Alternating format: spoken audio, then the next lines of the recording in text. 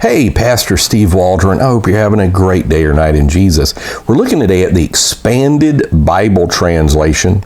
Expanded Bible Translation that kind of reminds you of the Amplified. Maybe it should.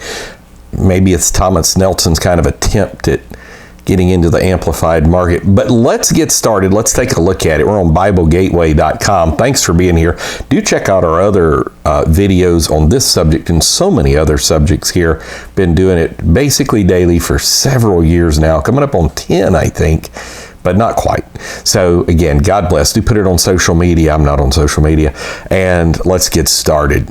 So the Expanded Bible, the EXB, publisher Thomas Nelson. Again, this is BibleGateway.com. Very good website, by the way. I've done some videos on recommended online websites, and I may mention them in that. So it's more than an ordinary translation. The Bible is the most influential literary work in human history, of course. An unparalleled collection of poetry, prose, history, narrative, law, psalms, proverbs, prophecy, and letters. And I would say they're all inspired, divine from the mind of God. Yet the Bible is much more than a great library.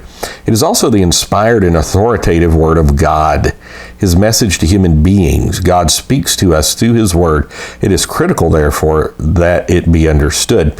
Most people, however, do not read the Bible in the original languages. The Bible was originally written in Hebrew, Greek, parts in Aramaic as the most important book of all time. And many would argue some of the New Testament and other things, such as Latin or Aramaic and things, even Hebrew. This is the most important book of all time. The Bible's been translated to hundreds of other languages, including, in the case of the Expanded Bible, English.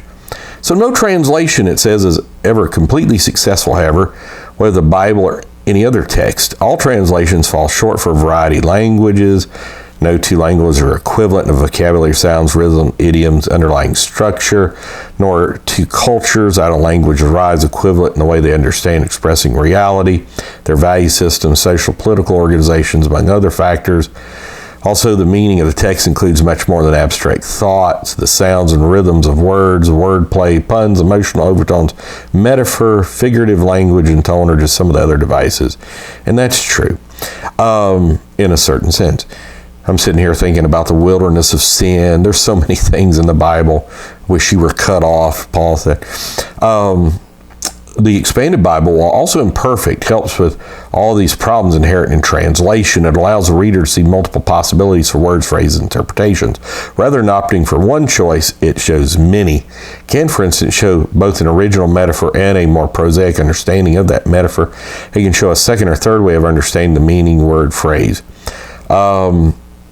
Again, so it comes across kind of like the Amplified. Now, I think I did a review years ago on one of these in hard copy.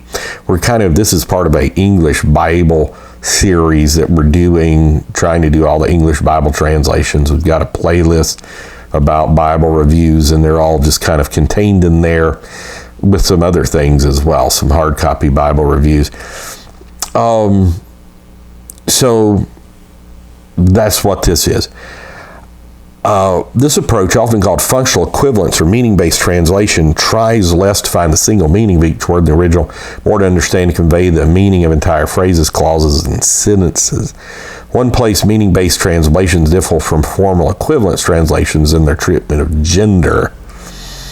And so how to use the Expanded Bible, the base text modified version of the New Century Version, the NCV.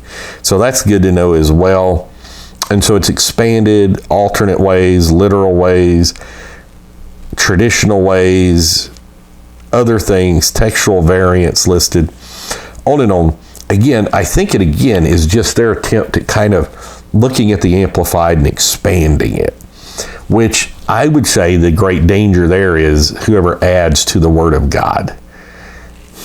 I'm more of obviously a formal equivalence person, a word for word as best you can with italicized words to kind of give some explanatory things. But here it is. So God bless you. Talk with you later. Thanks for being here. Share with your friends. Bye-bye.